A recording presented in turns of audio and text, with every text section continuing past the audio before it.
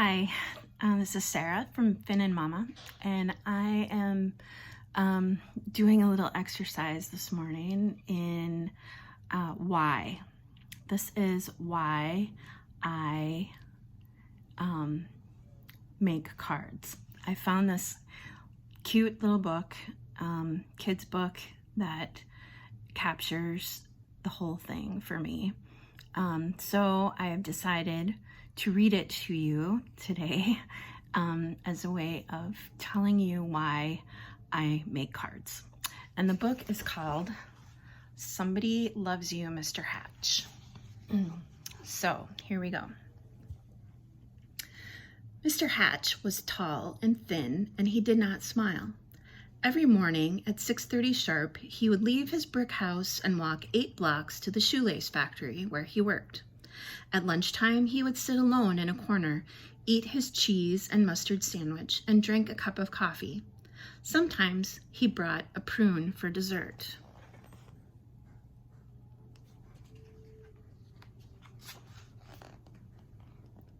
After work, he would make 2 stops, at the newsstand to get the paper, and at the grocery store to buy fresh turkey wings for his supper.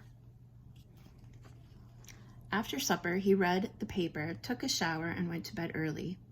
He keeps to himself. That is what everyone said about Mr. Hatch.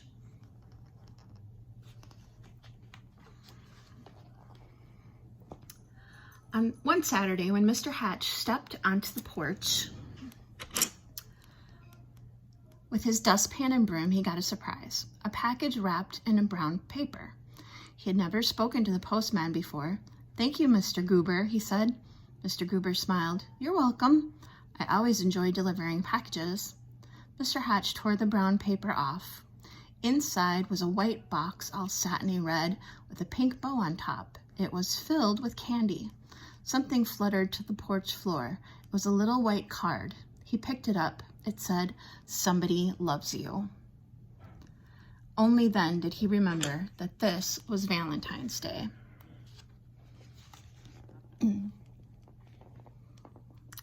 Mr. Hatch wondered and wondered. Now who would send this to me? He was all alone. He had no friends. And yet someone had sent him a Valentine. Who? He put the box on the coffee table and tried to do some dusting, but every time he left the room, he had to keep peeking to see if the box was still there. He dusted and dusted, and the dust cloth seemed to whisper, "Somebody loves you. Somebody loves you." At last, he flung the dust cloth away and exclaimed, "Why, I've got a secret admirer." And then he did something he had never done before. He laughed. He laughed and danced and clapped his hands. And then he took a piece of candy from the box and ate it.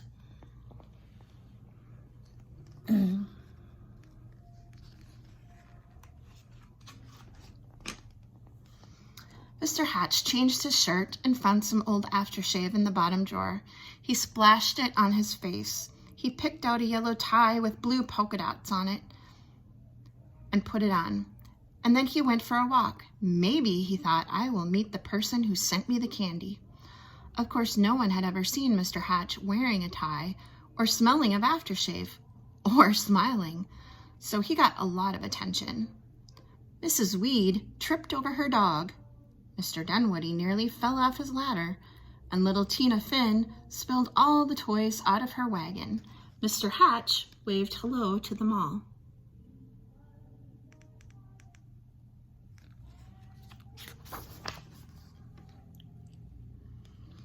On Monday, it was back to work. At lunchtime, Mr. Hatch sat in the middle of the cafeteria. He spoke to everyone and passed out chocolates from his heart box. On the way home, as usual, he stopped at the newsstand. Mr. Smith handed him the usual newspaper. "I think I'll have a pack of mints," said Mr. Hatch. Not as usual. Mr. Smith was shocked. "Was that you speaking, Mr. Hatch?" "Indeed it was," said Mr. Hatch. "I said I would also like a pack of mints. And if you don't mind my saying so, Mr. Smith, you don't look very well today." Mr. Smith recovered from his shock to reply, "You're right, I don't feel very well. I have a cold." I was supposed to go to the doctor's this afternoon, but the stand has been so busy, I haven't had the time. Mr. Hatch smiled. Why, I'd be happy to watch the stand for you while you go. Mr. Smith could hardly believe his ears. You would? Certainly, just show me what to do. And so Mr. Hatch ran the newsstand for an hour.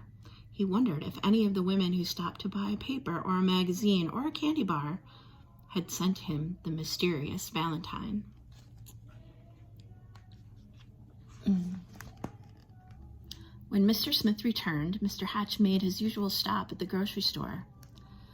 I'm a little tired of turkey wings, he told Mr. Todd. I think I'll have a nice fresh slice of ham. Mr. Todd weighed the meat and wrapped it. You look worried, said Mr. Hatch. I am, said Mr. Todd. My little girl is late. She hasn't come home from school yet, and I can't leave the store to look for her until my wife arrives. Well, goodness, why didn't you say so, said Mr. Hatch. I will go look for her. And so he walked to school and found little Melanie Todd by the swings and brought her home. Thank you, said the grocer. Any time, said Mr. Hatch. After supper, Mr. Hatch did not bother to read the paper. He decided to bake brownies instead. It would be nice to have brownies to share the next day with the people at the shoelace factory. As he baked, the warm chocolate smell of brownies floated through the neighborhood. Children gathered around Mr. Hatch's house, sniffing the air. Well, I suppose the factory can wait.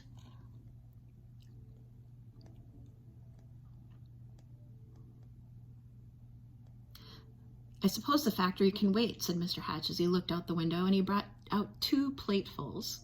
Now what are brownies without lemonade, he said, and he stirred up a nice cold pitcher. When the parents came to gather their children, they had some brownies too. It turned out to be a picnic in Mr. Hatch's backyard.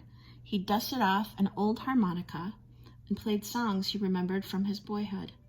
Everyone danced. And so the days and weeks went by. When Mr. Hatch wasn't smiling, he was laughing.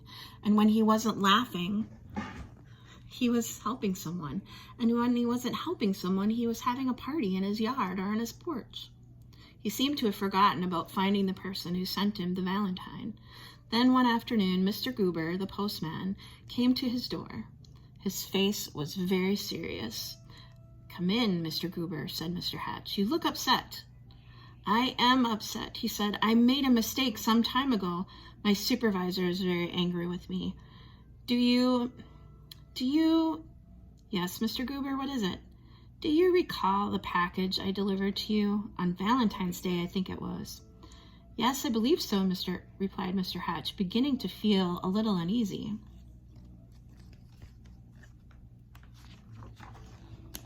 I don't suppose you still have it, said Mr. Goober sadly.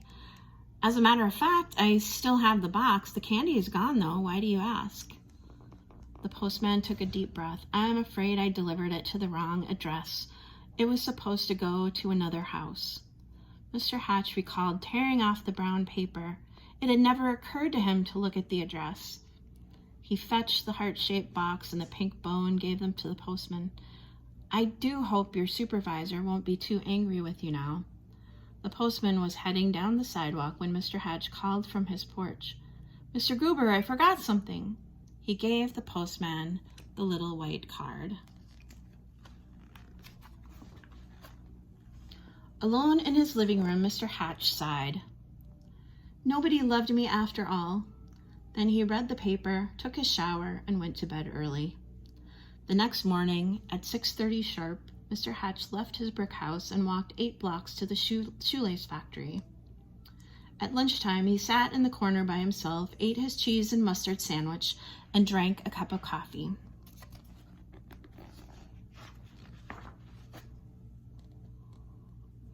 After work, he stopped at the newsstand for his paper, but he did not speak to Mr. Smith. And when he ordered his turkey wing from Mr. Todd, he did not smile. Nor did he pat little Melanie Todd on the head, or bake brownies, or have picnics or parties anymore, or play his old harmonica.